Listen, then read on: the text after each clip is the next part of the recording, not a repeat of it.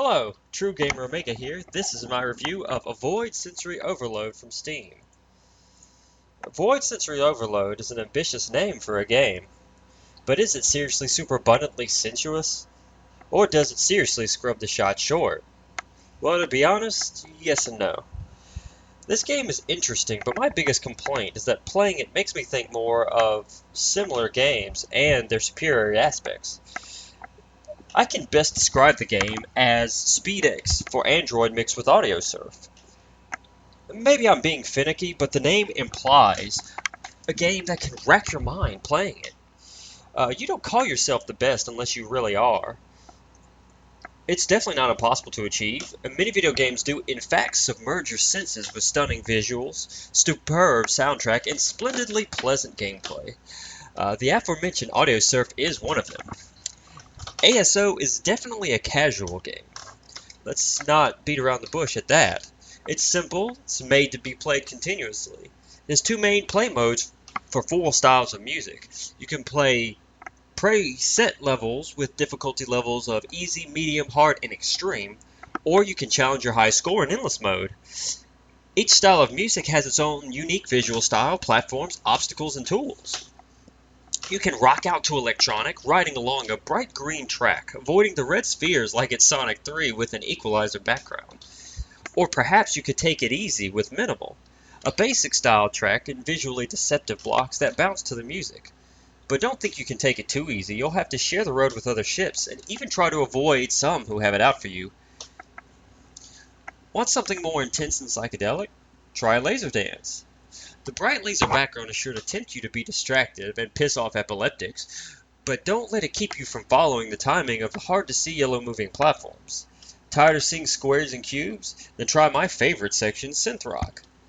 Not content to have standard holes, the silver floor is peppered with triangle-shaped holes to test your ability to move and think in diagonals. With spike traps and big lasers, you'll need to stay on your fingers to stay on track. But don't think this is all these levels have to show you either. The difficulties are aptly named, and the difficulty curve is steady, but appropriate. Visually, the game looks good. It can be played easily on older systems. I have no issues on my 4-year-old HP laptop. Each level has a very distinct style, even. Every bit has an aspect that should appeal to all who apply.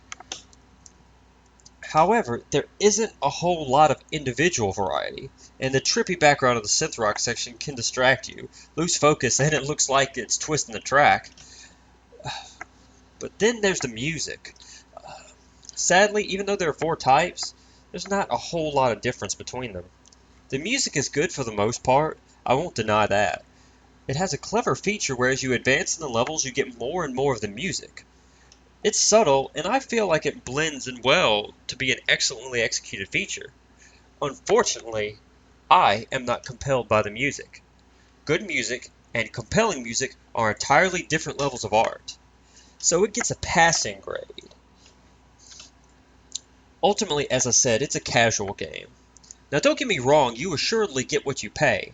The game isn't expensive and it comes with lots of variety, but it does have a ceiling for everything but the high score in endless mode. If your intent is to beat the game, you can spend some time on it, but if you're hardcore, it won't take that much time. Each level is set, so once you memorize them, they become significantly less difficult. And to be honest, I got the game while it was on sale for slightly over $1. At that cost, it's perfectly acceptable. In fact, it's more than acceptable, it's great. That's what I'll say. But it's normally $4.99. It's $5. While I'm not the kind of guy who would bat an eye at spending $5 for something I want, I mean, the gaming mouse I'm using right now cost me $40. I paid that without even thinking about it. Maybe a little bit, but that's not what we're talking about right here. I definitely don't mind taking a risk for some fun, but it's hard to accept that much for this little, especially with what they call it. I'm being anal, pedantic, if you will, but if you're going to talk the talk, then walk the walk, brother.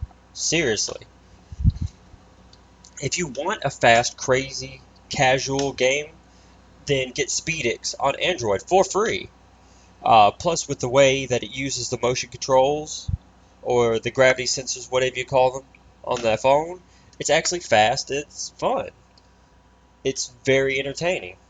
If you're willing to spend the extra cash, get AudioSurf. Way more variety, a non-standard experience, and it can be awesome, fun, and hilarious, all depending on what you play it with. And it can definitely achieve the sought-after overload. My final comparison is to say that it makes a good middle ground between the two. It's not free, but it's cheaper than AudioSurf. It's something you can save on the side to play casually every once in a while, especially if you can pick it up on sale. Great if you have an older system, or kids, or non-computer savvy who wants a little bit of gaming. It also has the trading cards and the achievements, so it's not without presence. Take my complaints as what you will, but it's competently done. Overall, a good game, great if you can get it on sale, and I definitely had some fun with it. If you like how it looks, or what I've said, give it a try. What's the worst that could happen? Sensory overload, maybe? This has been True Gamer Omega signing off. See you next time!